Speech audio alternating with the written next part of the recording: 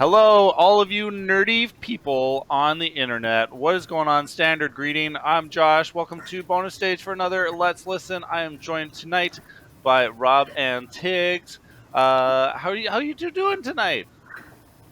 Good. I'm good. I'm really excited. We've got an amazing album, and Tiggs is.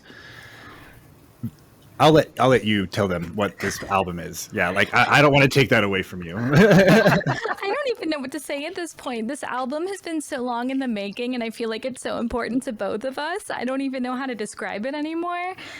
I don't know. I've just loved working on this whole thing with you. World of Warcraft is my favorite game of all time, and it's been really nice getting to work on this music with somebody else who really cares about the music.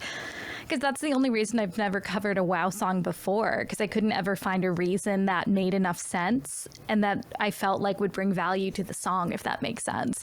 But that's what I love about this project, because we really brought our own flavor to it, and I'm just really excited to show it to everybody. Yeah, this is one in a long line of video game lo-fi albums. We featured several on Let's Listen here, but this is especially a momentous occasion for you, Tiggs, because this is like your first proper full album release, if I'm not mistaken. What the heck? How did that even transpire? That's a good question. I don't know. I've been featured on a lot of other albums and game soundtracks over the years, but I've never had an album that just said Tiggs on it. And I guess when SafePoint reached out to me a couple of years ago asking what I wanted to do for a Curaga album, I knew I had to choose WoW because, like I said, it's my favorite game. And we just got to work on these arrangements together and just make something amazing. I'm really happy with how it turned out. Yeah, I can't wait. I did not get a chance to preview this album, actually. I'm kind of embarrassed. I usually definitely take the time to do it, but like as I was setting up all of my scenes and stuff like that, catching the vibe, very good, very high quality stuff. Your voice, of course, is amazing as always, Tiggs. Thank you. And one other thing I wanted to mention about the album, like one thing that's so special about it too is I think this is the most vocal heavy Curaga album ever released, right, Rob? Yep, 100%. Yeah. I'm singing on 9 out of 10 tracks, which is kind of insane. I don't think I've ever seen another lo-fi album do that. So yeah, I love that we were able to pull that together. Yeah. Almost every track, you're right, except for one, has your vocals in some way. Even if you're not, even if you're just singing like oohs and ahs and lahs, it's all very vocal heavy and ethereal, and the vocals just kind of take you to that next fantasy plane. Like I don't know how else to explain it. It was hard not to not in a bad way, but it was hard not to fall asleep sometimes making this album, producing it, because like I would legitimately just like sit there and start zoning out and just be like, oh, this sounds really good. I mean, that means I did my job well. Yeah. My favorite part was you let me experiment with so many different genres. Like Daughter of the Sea is really low and jazzy. And then we get to Elune, which is just straight up opera at the end. So I love that you let me experiment with all those different sides of my voice. And then I got to sing in so many different languages as well. That was a big surprise. Did 3 fantasy languages and English for the album, so it's 4 different languages on here. Oh wow! And you had to like study all of those languages, Tiggs, or you probably knew them already. Yeah. No, to be honest, I didn't have to study any of it. I knew them all.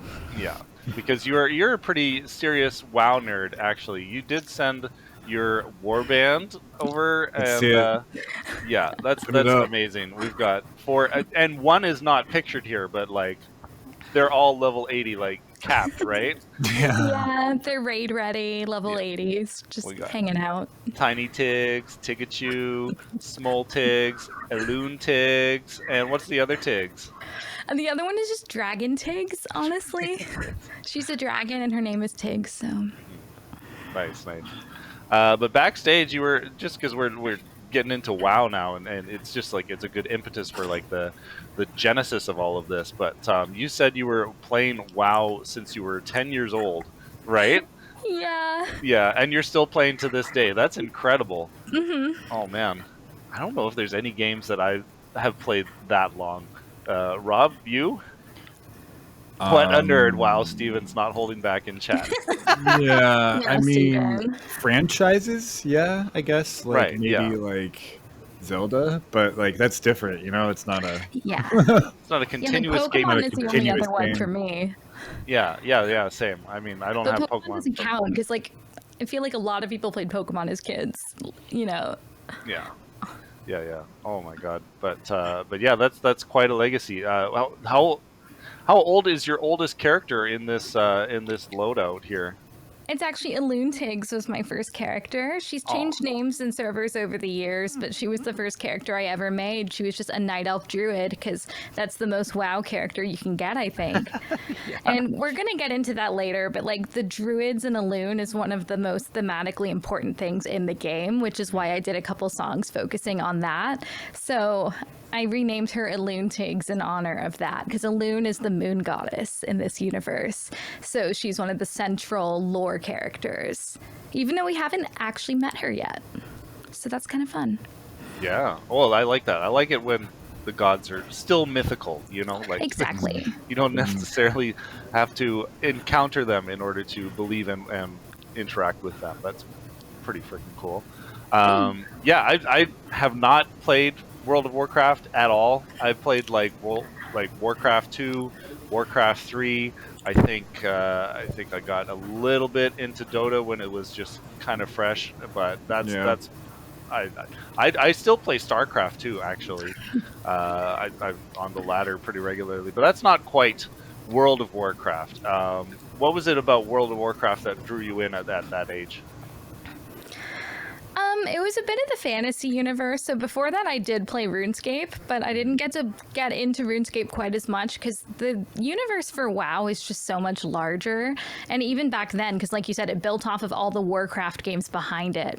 So right now, WoW is doing its 20th anniversary in game, but it's technically the 30th anniversary when you count lore. So it goes back so far.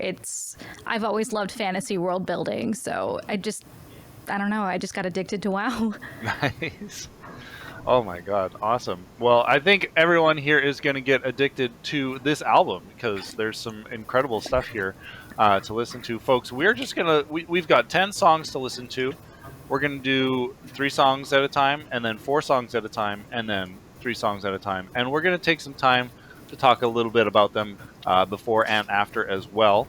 Coming up, we've got new Dalaran from World of Warcraft Legion, followed by Daughter of the Sea from World of Warcraft Battle for Azeroth. Actually, we do have some single art for that one as well. That's the single of the album, is it? Daughter of the Sea. Dalaran. Yeah, both of those were singles. Yeah. And then Night Song from World of Warcraft Cataclysm. So I'm taking it that these are all just expansions, DLC as it were. Expansions, yeah. So that was the other thing that was really important to me. I didn't want the whole thing to just be like vanilla WoW arrangements, because as amazing as vanilla WoW soundtrack is, every expansion has such an amazing soundtrack. I wanted to try to honor as much as I could of that. So I tried to go from the beginning to as current as I could. So I think Battle for Azeroth was the most recent we were able to get, but that's still pretty impressive considering how many expansions we were able to hit in a 10-track album. So I'm happy with that. Yeah, not a lot of repeats, that's for sure. So Tiggs, and these were all really like your choices in terms of the songs that you chose to cover, right? I mean, I'd say so, yeah. Yeah. And Robbie just kind of like, yeah, all right, let's do that. Whatever you say, Tiggs.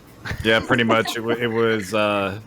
Well, there's a long, complicated history that we won't get into with the track list on this album. But suffice it to say, I leaned on Tiggs' knowledge of the music and the lore and the background and the vibe, and that was, she was very. When it got to the point where we were like arranging and choosing instrumentation together, that part came very naturally.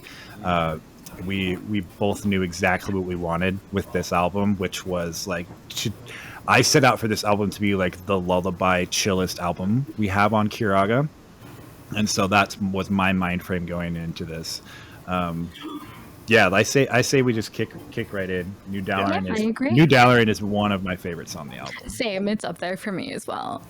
Okay, well, you can't get a much better intro than that, folks. So let's listen.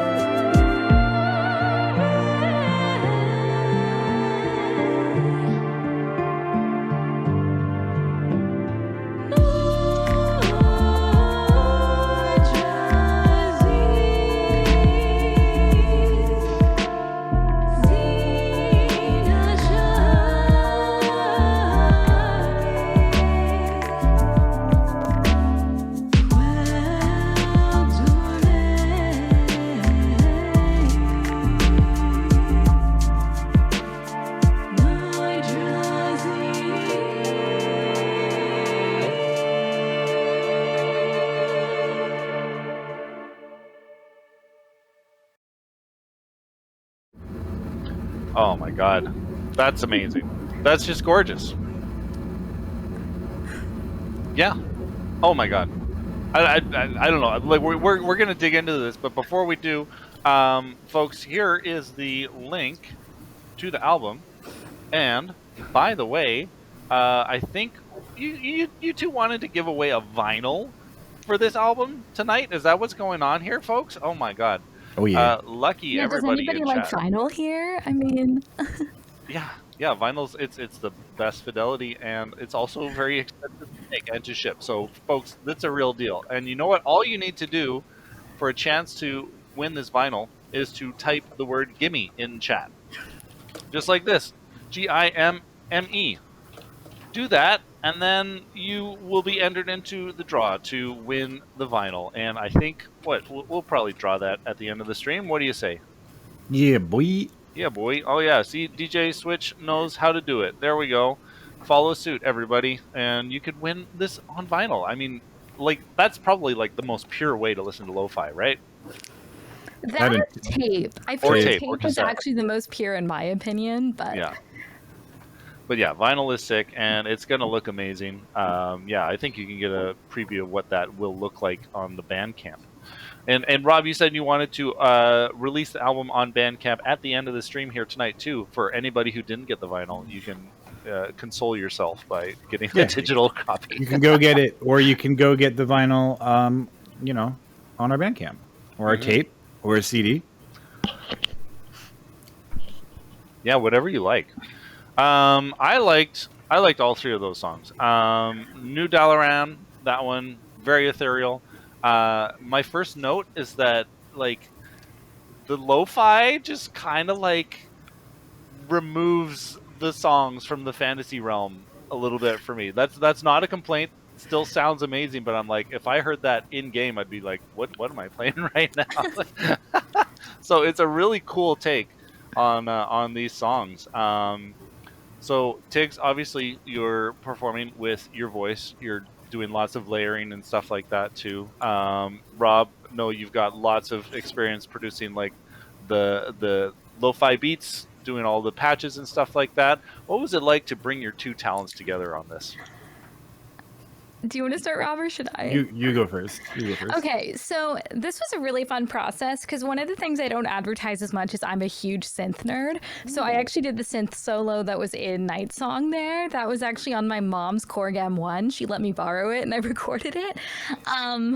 So that was a lot of fun, but yeah, basically for the sketches, for the arrangements, I would just kind of sketch out what I wanted more or less and send it to Rob, and he would lo-fi it, and we'd kind of send it back and forth from there. So we made sure that both of our voices were heard really clearly in it. And I think that process worked really smoothly. Yeah, this one was fun. I think New Dalaran's my favorite because of what I was able to, like, I set out to, when you have that thought in your brain as an artist, like, I want it to sound this way, and that's how it sounds in your head, and then that's how you get it to sound in this in your ear holes.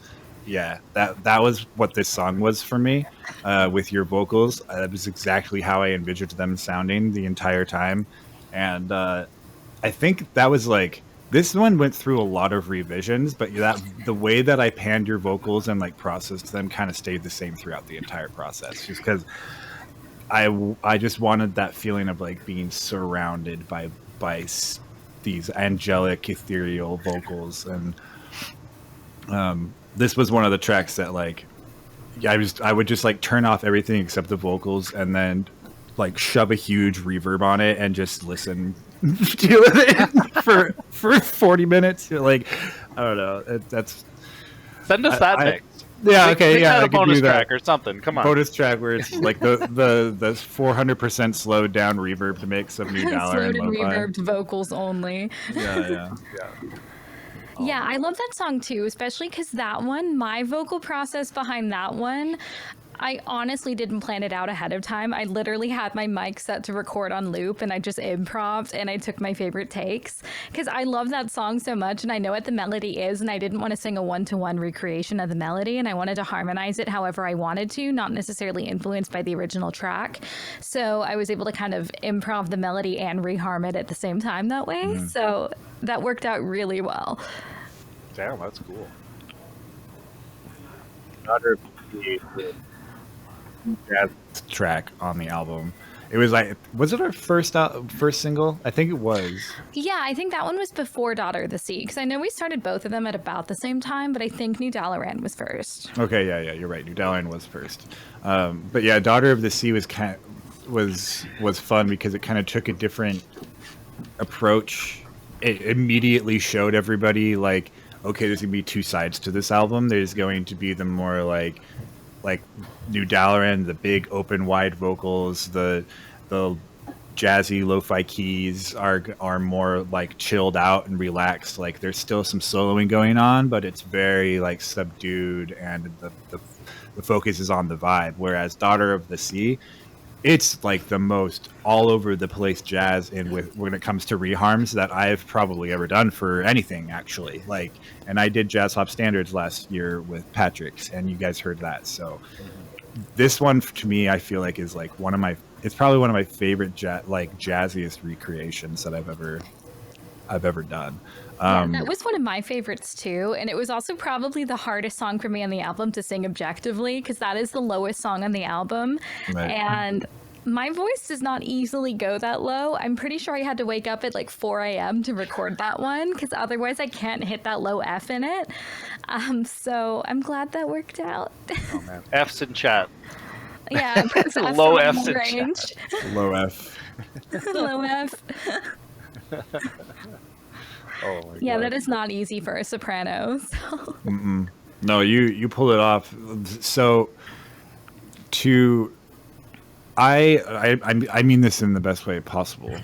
I always expect to have to do a lot of processing when it comes to like tuning vocals and stuff. Like that's just the norm. Like you're always tuning vocals how you want them. But Tiggs was constantly giving me takes that were good enough to use in the main mix. Like I had to do very little like timing and you'd always give me these crazy harmonies that go underneath, and you'd be like, oh, I just recorded these like 7 different takes. You can use them if you want. Don't worry about it if you don't. And it's like, okay, cool. Like as a producer is just a dream come true. So Well, thank you. Yeah, and I just love that you let me experiment with some of those reharms too, because like I mentioned to you, I studied a little bit of jazz in college myself. Like I was technically an audio engineering major, but my instrument was jazz voice, so it was nice to kind of flex my jazz chops a little bit in those reharms. Because it was one of the first projects I've done where I actually really got to show off that side of my musical background. a lot of firsts for you on this one. Yeah. Yeah. Sounds dense and rich. Oh man. Sweet. Yeah. Anything else you want to add about Night Song as well? Yeah, like I said, I mean, I did the solo on that one on my mom's Korg M1.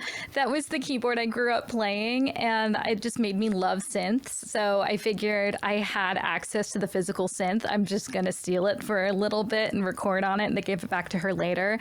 And she was fine with it. I think she's probably going to be flattered when she hears the final album, honestly. But yeah, that was a lot of fun because it was the first thing on the album that I did that wasn't vocal. Really. I mean, other than the arranging that I contributed in, but it's the first thing that I think anybody's heard me actually play on an instrument. Yeah, it's always been Tiggs' voice, at least from what I've heard. Right. Now you got to start a new channel called Tiggs Synths, right? Yeah. Oh my god. Yeah, that was really pretty too. Oh man. Well, speaking of added instrumentation, the next couple songs that we're going to listen to feature your boyfriend, David Gibson McLean. Oh my god. And he's a guitar player. I think you've got most of his gear sitting behind you there in the dark. Yeah, none of this is mine. You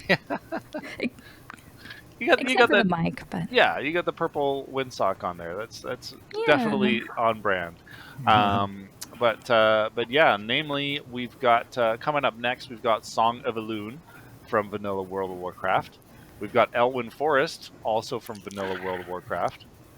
And that one I know you said like, oh, that's like your highest range on the album. That So one is kind of my new Dalaran for equivalence for Rob, because I think Elwyn was the one that I heard in my head that I wanted a very specific way, and we actually got it. And I didn't think that I would ever figure out how to get what I heard in my head onto a DAW. So I'm really happy that Rob was able to help me kind of translate that. awesome. We'll talk about it more when we hear it, I guess. Yeah, and then after that, there's going to be Stormwind, the city theme, also from Vanilla World of Warcraft. We got a little vanilla chunk here. And then A World Divided, Anduin's theme from Legion. Now, I think, Tiggs, you were saying that you were hoping to maybe bring David down and chat a little bit about his guitar work. Is that going to happen? Yeah, so he's not ready right now, but he can come down soon. I was thinking maybe in the next segment of talking, we can have him. Yeah, definitely. After we've heard it, and then we know what he's talking about. Yeah. Bidoof. It was mentioned in chat. Guest speaker Bidoof. Oh no. I don't know what Bidoof you're talking about. Oh, and I should also mention on track 7, A World Divided. We got our friend Lionmight, previously string player gamer. If anybody didn't catch the rebrand, he's been very upfront about it. But yeah, he just recently got back from the Philippines doing a huge musical stint. So it'll be really cool to hear his work on this as well. He killed it. I loved his... Okay, I'm not going to spoil it, but yeah, he killed it. All right. All spoilers. Oh no, he killed it. That's a big spoiler for Diwa. Oh no. Who would ever think that Lionmight would be amazing on a track? You know? Right. He's always incredible. All right. Well, if everyone's ready, then we can let's listen.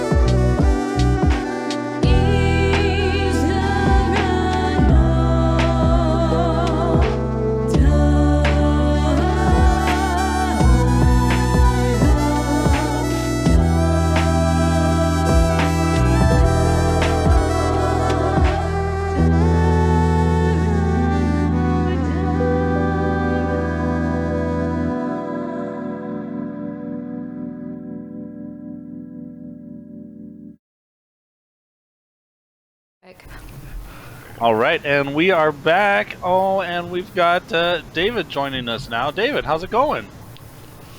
Good morning, everyone. Good morning. Have we looped around? Is it morning time now? I just got off work, so my day has officially started. Oh, nice. Yeah. Congratulations. All right, what a way to start the day with a listening party where we get to talk all about your work. Nice. Well, I had mistakenly credited you on Elune for us, but we had heard you on Song of Elune and Stormwind. Mm-hmm. Yeah, some incredible work there. Yeah, what was it like kind of getting in there and being a part of this project? I always have the worst answer for this because my answer is always, I just played what I wanted to hear, and then other people liked it too. And then we kind of just ran with it.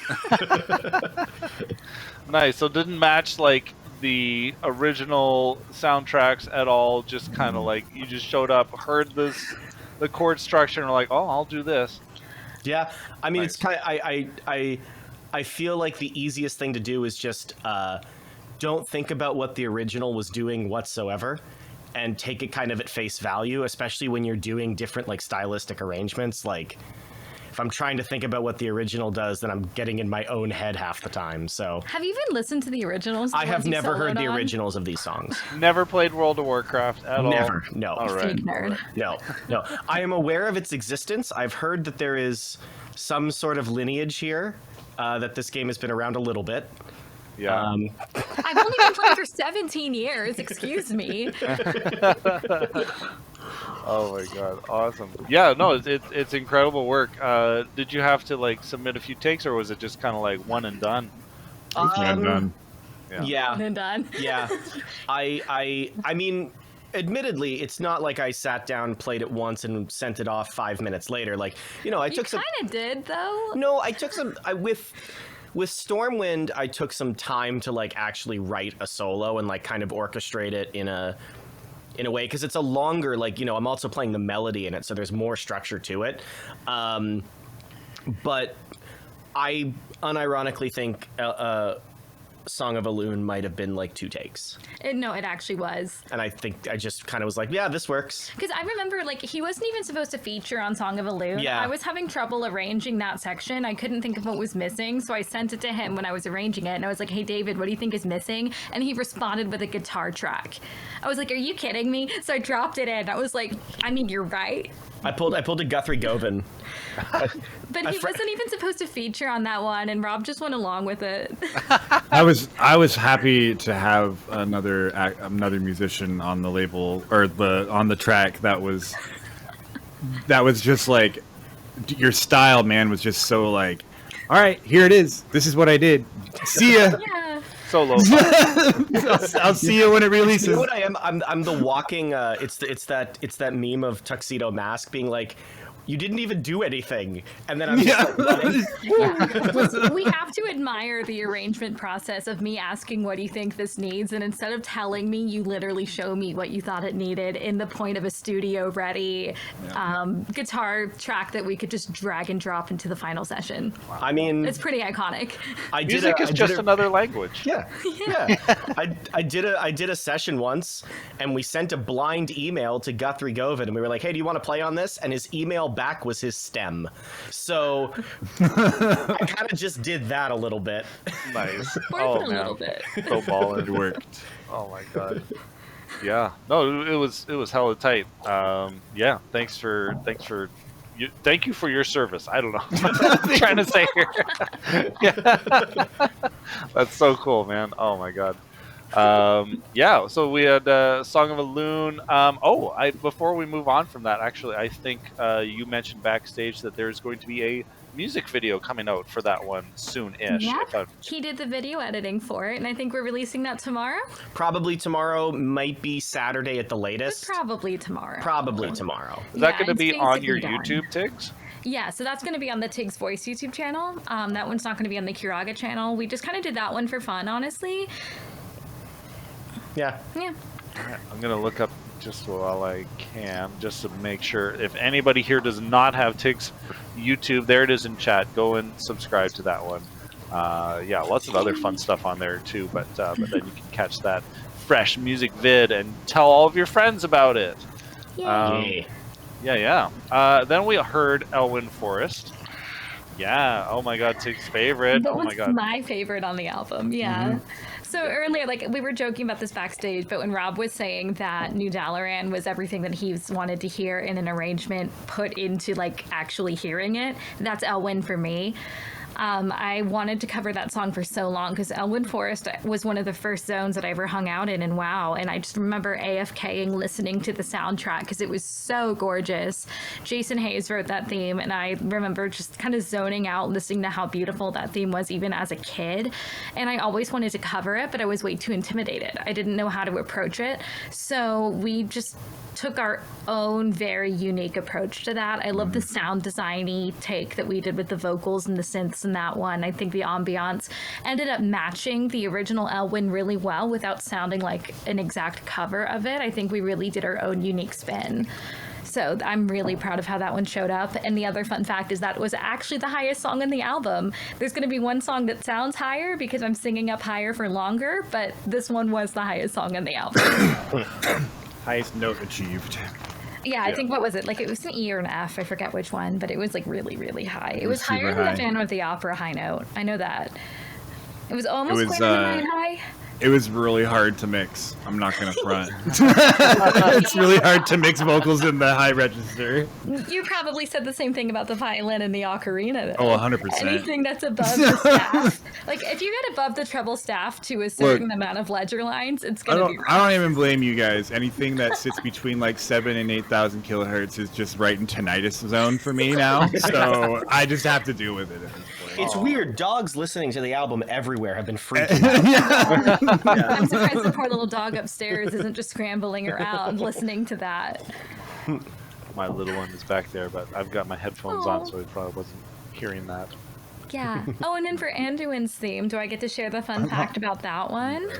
Yeah, absolutely. So Anduin's theme has a really long backstory, actually. So Lionmight was featured on that one for violin. And I was telling them about this backstage, but Lionmight and I have actually performed that live so many places to the point it's practically been a tour. We did Magfest main stage, Magfest Belvedere, we did Magstock, and then we also did Ngaku Overdrive in Orlando, Florida. So we performed that live so many places together that Anduin's theme just kind of became mine and Diwa's like favorite collab song to do, because our arrangement of it live, and we did a bit of it in the recording, is basically us trading high notes, and that's how we figured out that I have the same vocal range as a violin, because he would play something, I'd sing it back, I would sing something, he'd play it back, and neither of us could outdo each other on that. So that was just kind of a fun musical experiment there, and I love doing that one live with him. It's so much fun. Yeah. Oh man. Well, what was it like bringing Lionmight into the track, into the project? I had to. Yeah, like I said, with our history with performing that live, like all over the country, I feel like we had to do it on the album. Like, there was no way I was going to do a WoW album and not have Lionmight. Like, he was literally the first person. When you said Tiggs pick 3 guests, Lionmight was the first one that was locked in. It was like, it has to be him. Nice. And then during that recording process, because I imagine you weren't in the same room, were you just kind of like trading back takes and stuff like that, just so you could kind of maintain that similar trade-off energy? Honestly, not even. We performed it live so many times together that all we did was we just did our own parts live, just in the lo-fi version. So we both did it a little bit more chilled out than we do on stage, but we didn't honestly have to practice it at all. Yeah, it was nice to. I mean, originally the violin solo, we were talking about this backstage a little bit, the violin solo was twice as long. Same as the vocal one. Right, it was same as the vocal one, and so we're like, all right, let's tailor this to our audience. We, not lo-fi people don't necessarily want to sit here and listen to 4 minutes worth of electric violin solos in their lo-fi hip-hop track. So, see, I wanted to listen to that, but it's okay. Right. This we do. Like, yeah, I would love that. Right. Yeah. This was the one that I really wanted to be the 5-minute song on the album, and you were like, no, Tiggs, 5-minute lo-fi is not a thing. It's not a thing, homie. Sorry. Maybe someday we'll make it a thing, but it was really fun in the mixing stage for that, though, like arranging each different part and like having you guys do the call and response, but like I was automating a lot of that too, where it was like, okay, well it's too busy here, so let's pull out the violin a little bit, have Tiggs do the solo up, and then we'll pull Tiggs back a little bit and have the violin come and do the call and the response part of it. It was just super. We need more electric violin in lo-fi. Yeah, you're right, DJ Switch. We do. Like I said, me and Diwa were actually playing and singing in unison in the different parts. We were quite literally alternating. Yeah. So I'm sure that must have been hard to mix, because I don't know how I would approach that if I was the one mixing it. Just occupying the same range and everything. Yeah, exactly. It was fun. The same frequency response. Boost every instrument at 8K and just let the chaos unfold. Oh, no. Yeah. I don't think that's how lo-fi works, David. This is why you're in what is your band technically? Metal jazz fusion. We've been submitted for alternative jazz, and by alternative jazz I mean there's a jazz song and also a song with a 7-string tune to drop A. So who really knows what jazz is even? Yeah, it's not defined. Alternative jazz is even less defined because it's tournament art for those in the chat that don't know. Right, Listenable. Yeah, I don't know if we have Tournament Arcs link, but that's David's band if y'all don't know about it, so you should definitely check them out too. They're really sick. Oh my god. We sometimes play music. Occasionally, yeah. Very rarely, but we do sometimes. Oh, man. Well, there's David on Spotify in chat again for anybody who might have missed that link. And I'm going to link Lionmight as well because we had a little bit of him earlier. Well, that's great. That leaves us with just 3 more songs on this album. On Tiggs' very first album, everybody. Oh my god. And by the way, just a reminder that we are still going to be giving away a vinyl copy of this album. So if you would like a chance to win that, all you have to do is type "gimme" in chat, just like this, GIMME, and then we will draw at the end of the stream to see who will be getting that, and then I believe Rob will probably slide into your DMs and get some shipping deets on that one. Hold on, I gotta type "gimme" in chat, but for no specific reason whatsoever. Wait, that's me, David. Oh. We're logged into my account. Somebody was gonna slide into the DMs. Well, if Tiggs wins the vinyl, I think we'll probably redraw. I've been in her DMs, bro. Like, chill. I don't think I'm allowed to win my own vinyl. I don't think that's how that works. We would prefer that it went to somebody else, but anyway, all the same. I feel that's fair. See, I want to share the love that is World of Warcraft lo-fi with everybody, so... Yes, all right, Adrian. Oh my god. Anyways, coming up next, we've got Bloodsail from the World of Warcraft vanilla. Tiggs, you're not even singing on that one, are you? Yeah, this is the only one that I kind of sat backstage for. I did a little bit of synth work for it, but this is the only one with no vocals on the album, so... Wow.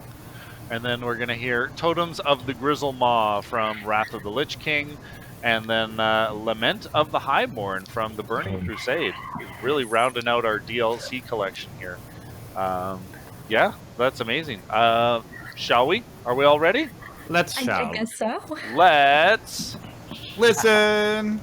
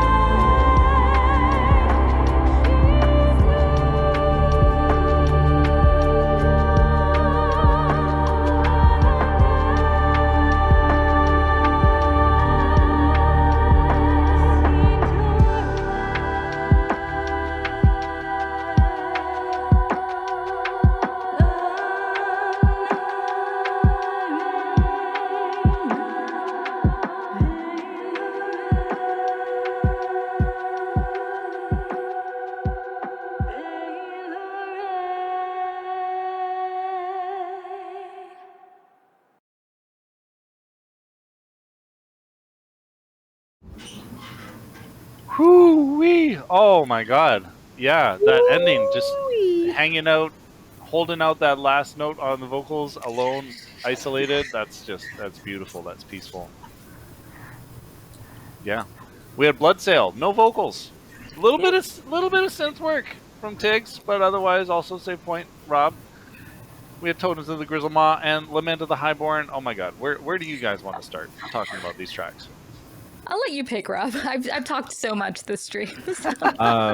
Yeah, I mean, I think Bloodsail might be fun to talk about for a sec. That one was fun because it was like making a tavern sea shanty almost. Like, I don't know how else to describe it. And it's like, how do we take that vibe and then turn it into lo-fi or like the chill like that? I was like, how do you convey bloodthirsty pirate tavern but with like whimsical lo-fi beats? Like, I don't know, but regardless, I think that was probably one of the funner tracks for me to arrange, just because it was kind of, besides the jazz hop one earlier, Daughter of the Sea, I think it's the most like detached from the rest of the album in terms of like, there's no ethereal vocals here. It's the only track that doesn't have voice for that one. Yeah, needed a break, right? This is the part of the show where the vocalist needs to take a sip of water. Take some water before moving into some of the craziest ocarina lo-fi I've ever heard. Yeah. I can't say this for certain, but I'm like 99.9% sure that Steven was the first ocarina soloist in lo-fi. Like, you guys can fact check me on that one, but I don't think I'm wrong. I mean, at least I'm sure there's been lo-fi ocarina somewhere at some point, but at least on sampled. Like, I doubt it was live like that. Yeah, that's the thing. Like, it's such a unique instrument, and that's how I met Steven and why I wanted him on the album. So we met when I was performing at MagFest one year. His band was performing, and he was part of Acabanda, which was an ocarina quintet that performed at MagFest. I think you were actually there, Josh, weren't you? I think I saw them. Yeah. Yeah, I'm pretty sure that's the MagFest we met, and their band was performing there. I met all of them, and I heard Steven play, and he was really nice. And I was like, "You seem cool. Let's work on a song together someday." So then I called him for this album, and I was like, "Hey, Steven, want to play some ocarina on a lo-fi album?" And he was like, "I don't know how that's gonna go, but yes, let's do it." And it was so much fun. Oh man, the seed was planted all the way back then, eh? Yeah, that's why I love MagFest. Like, the collaborations can be so much fun. You just meet other musicians, and you're like, yeah, we're gonna just make something crazy later. Oh my god. Yeah, well, Rob, you were saying you had a real challenge with the mixing on that one because much like the violin, the ocarina and the vocals kind of occupying the same spot on the frequency. They were, there, right? Yeah, they're sitting right next to each other, and it's hard to get them to get. It's hard to get that. Like, this is how I like to envision mixing, is like you're playing Tetris with your ears. You're trying to get all those different blocks to sit in just perfectly so that you can get a Tetris every time. Yeah. And then all your hard work just disappears. Right, exactly. Yeah. Well, no, and then you level up and things start spiraling out of control when you try and fix your snare for 4 hours in one session. Oh. Yeah, so. Yeah, I know this was the only song on the entire album that had a track that was higher than me. So Steven was the only person that beat me in a high note off in this entire album. So. Oh, I don't know about that. Did any of the synths ever pass me? I'm joking. That was a joke about me smoking weed. Oh, okay. Wow. Okay. You West Coast people. You West Coast. Wow. Throwing shade. Oh my god. No. But that one was genuinely pretty, and I know you were talking backstage a little bit about how like doing some octave doubling really helped out with the mix in that as well. Yeah, that's my favorite mixing effect. trick on just about any instrument. Like, if something isn't sitting into the mix, just double it in another octave or two, and it always works. Like, it hasn't failed me yet, so. Pro tips, everybody. Yeah. Oh man, and then ending with the Lament of the Highborn. Oh my god. Yeah, what a. You got to talk about the lyric one. With the lyrics, or? It blows my mind. So, just about like the in-game lyrics, or in like the real life, or what about it? Well, just the in-game lyrics and how they were like a certain dialect, right? Yeah, so this was actually the 4th language in the album and the 2nd dialect of Elvish. So earlier in the album, I sang in Darnassian, which is the Night Elves, and then in this one, this is Thalassian, which is the Blood Elf language.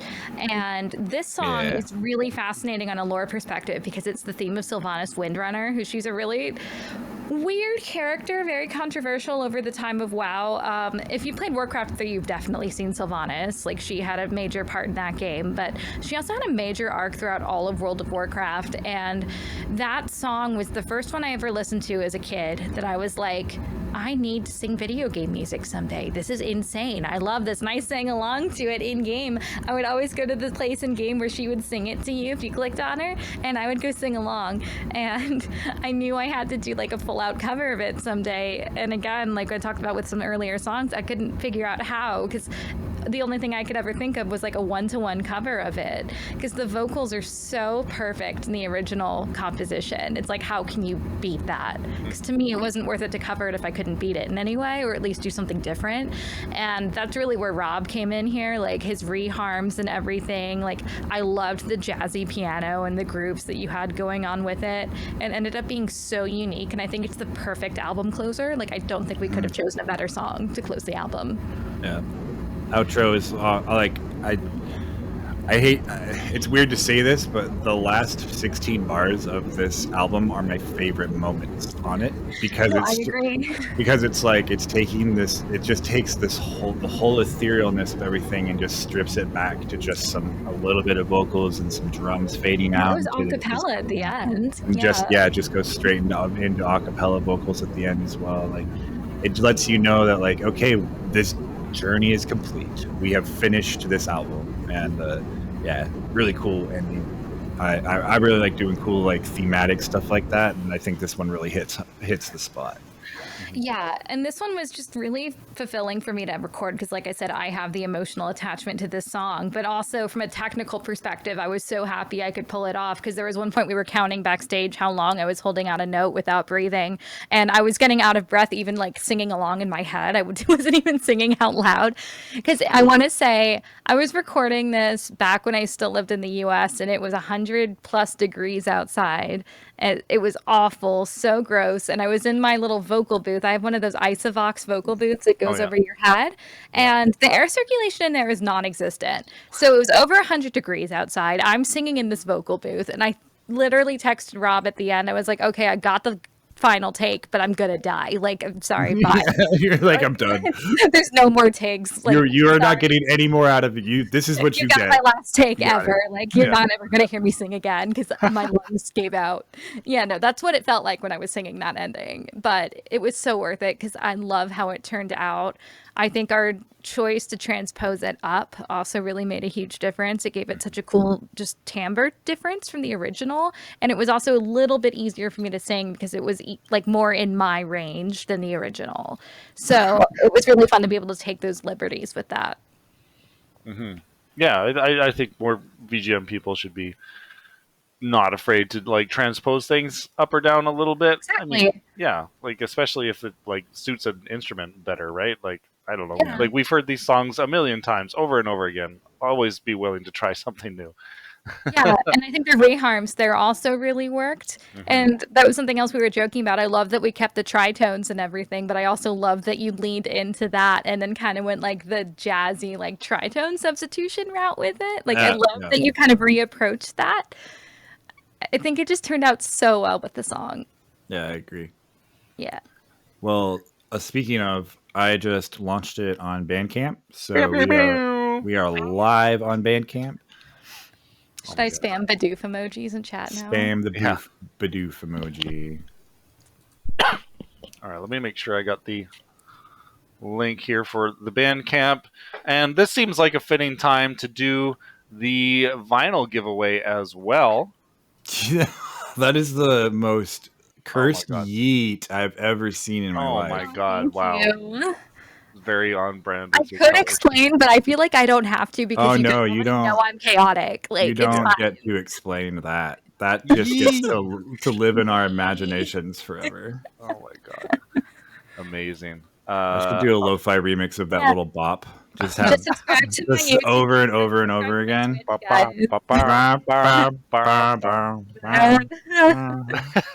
Me. Me. And then a little sad face at the end. It's so good. Vocal and reverb. Yeah, drenched in reverb, 400% slow.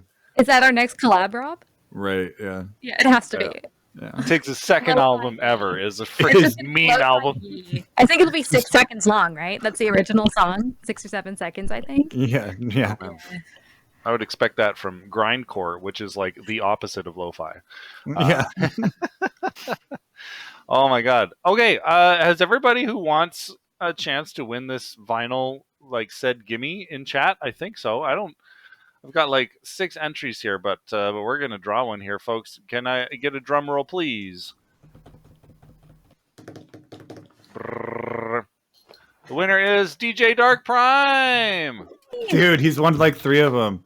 Where's your drum roll? No, Well, he shows up, so that's Amazing. congratulations, DJ Dark We Prime. love DJ Dark Prime. Hell yeah, let's go. With that, I assume And- that you already have all of his shipping info.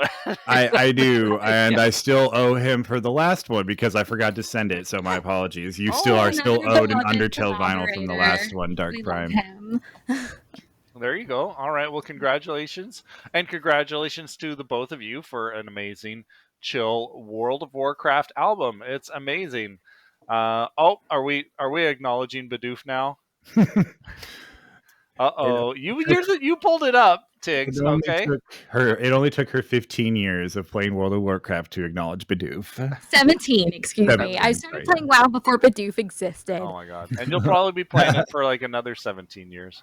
Yeah, probably. Forever how long WoW is around, I'll probably keep playing, to be honest. I was playing before this stream, and I'm probably going to log on after the stream as well. You just mod it so that you insert your own remixes into the Honestly, soundtrack. I consider doing a stream sometime that's me playing WoW, and I just put in our album instead of the soundtrack, and just have our album on loop. That's content, baby. Yeah. Should I do it? Yeah, why not? Oh my god. Thank you everybody who showed up tonight for this Let's Listen. It was a real blast. Next week we are going to be bringing over some friends from the Game Grooves Alliance. They are putting out a album called, oh my god, I better not put my foot in my mouth. Hold on a sec. It is called Welcome Home, a chamber tribute to hometown themes. That one's going to be really cute. So that'll be here, same place, same time next Thursday. So please go on and tune in for that. And if you are in the Lower Mainland, we also have another Beeps and Bops concert series edition. Composers, we've got Danny B Style. I'm in that band. I'm going to play some live music with Danny Baranowski. And we got Lena Rain on the bill, as well as Shannon Mason, aka Pong Ball. So that's going to be real fun. If you want to keep up to date on everything that Bonus Stage is up to, just go to our website. It's the best spot for all of that at bonusstage.ca, because we're Canadian. Now. Hey. Oh, and just another quick shout out, real quick, if I could. Dream Hive Definitely, Games in Game is art by Galen. He helped create the artwork for this release with me. Yeah, no, this is beautiful. Yeah, we didn't actually talk about this, but this is your regular over at Curaga Records, if I'm not mistaken. No, I'm sorry, I think I must have cut out. What did you say? Art by Galen. He helps you quite regularly with your Art by Galen and I have been collaborating on pretty much for the last year now. At this point, I think we've been collaborating on pretty much every Curaga 3D artwork, and he's very talented, and we both have the same vision and eye for this kind of thing. This is exactly the type of look that I've always wanted for my type of artwork and stuff, and so it's perfect. And same, it matches my aesthetic perfectly, because anyone that's met me IRL or seen me on stage knows that I'm annoyingly purple, and that is my branding and my personality. We had to bring the purple out. Yeah. My hair, my mic, all my tattoos are purple. I have to go overboard or not at all. Yeah. So the album art's perfect. I love it. It's amazing. Yeah. Awesome. Any other shout outs that you want to give before we kind of sign off here? I'm gonna just shout out Tiggs, homie. That was a fun album to make together. I'm stoked that it's out, and Go stream the album, everybody. Go buy the album. It's on vinyl, it's on CD, it's on tape. The tape is really fucking pretty. Oh my god, it's this translucent purple. It's forbidden candy, man. Like it's like Game Boy Advance vibes, and I love it so much. Yeah, it's really pretty. I think we were able to pull off something really special with the layout for this too. The vinyl is it's got an insert that has extra artwork, artist liner notes, track liner notes, all that kind of fun stuff. Yeah, and speaking of that, I'm going to do one quick nerd out again that I didn't actually get to go over. So part of the reasoning behind the track list, which I was very particular about, is because it's all thematic. So Jaina and New Dalaran are connected thematically because both of them are based around Jaina, who's one of the leader of the Kirin Tor, who's like the mage group of all of World of Warcraft. So Dalaran's their capital, and Jaina's like basically been their leader the last couple of expansions. So those two thematically went together. And then Elwyn, Stormwind, and Anduin's all use the human motif going back from Warcraft 3, actually. So those all use the human motif, and then Song of Elune and Night Song use the Elune one, which is used every time the Dragonissera is in the game. So I kind of grouped all the tracks together based off of the character themes and the literal motifs that go back all the way to Warcraft 3. So I could probably write an essay about all the crazy stuff going on there, but I had so much fun doing the track order of that. Because if it was any other way, I think as a nerd, it would have upset me. The lore mattered too much for me. You have too much lore riding on this. Yeah, I couldn't put the songs together like thematically. It had to be the lore and the songs combined, and I'm so glad that Rob worked with me on that because I was so particular about how that had to be. Yeah, so sorry for nerding out there, guys. Well, and and it's got a perfect flow as well. It's it's just beautiful the way everything's laid out. So thank you for sharing. I do usually try to make a point of like the track order and stuff like that. We somehow missed that. So thank you for our scene himself. No apologize. That's correct. No apologize. Yeah. I just really love World of Warcraft.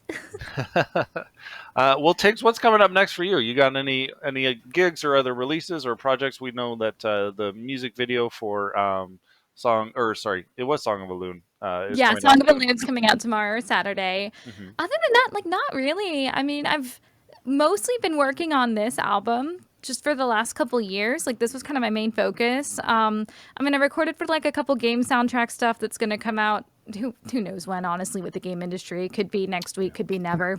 We'll find out. And then also recorded a couple collaborations with some Curaga people. So I guess hopefully we'll be seeing those come out at some point as well. But so you'll be hearing more of me. And for now, though, this is kind of my main focus. Yeah. Nice. Are you going to be at MagFest this year? No, I'm taking a year off, but I'm probably going to be at GDC. I just couldn't make it to MagFest because of timing. Traveling does not work really well while being a grad student. So. Yeah. And they did swing. They trended their dates into the later part of January. So, so I couldn't take extra time off. It just, I can't do that to my classwork. Yeah, no, that's fair. What about you, Rob? What's on the horizon for you, bud? Focused on this, of course, but we've got a lot of really good, and cool remixes, albums, everything from singles to EPs. We're continuing to push out our Cozy Game Lo-Fi series. That's new. I want to be in that. Minecraft is next. After this, at the end of the month, we're doing Minecraft, and then in a few months after that, we're doing Grease EP. And we've got Persona 5 on the horizon. We've got a lo-fi Five Nights at Freddy's album on the way, EP on the way. That's a funny one, right? I want to hear that. We have, and I guess going a little bit further into the next year, we are continuing to do our Final Fantasy releases as singles on both labels, and we are going to be putting all of those onto a big compilation and releasing all of those and putting it on vinyl, doing the whole works for that. And it'll be a big 2LP thing for Curaga Records. It's our first 2LP that we're excited to put that out. But all Final Fantasy music. So really excited to get that out. Yeah. Yeah, no one's ever heard of that game, right? Or named their record labels off of the game or anything. Oh, never. Curaga and Faraga are totally just random names. 100% original. Do not steal. Yeah. But yeah, lots of fun stuff coming up there, and on the Faraga side, we have a lot of fun stuff too, including the Final Fantasy. And I won't get too far into it, but one thing I am really excited about is some of us in the chat know who Vector U is, and they're working on a Chrono Trigger album right now, so it's gonna be it's gonna be sweet. I'm excited for that. Right on. Oh my god, so much to look forward to. All right, folks. Well, yeah, with that, we are going to wrap things up here. Thanks again to everybody for tuning in. Thank you, Rob, Tiggs. It's been a pleasure chatting you up. Of course, thank you.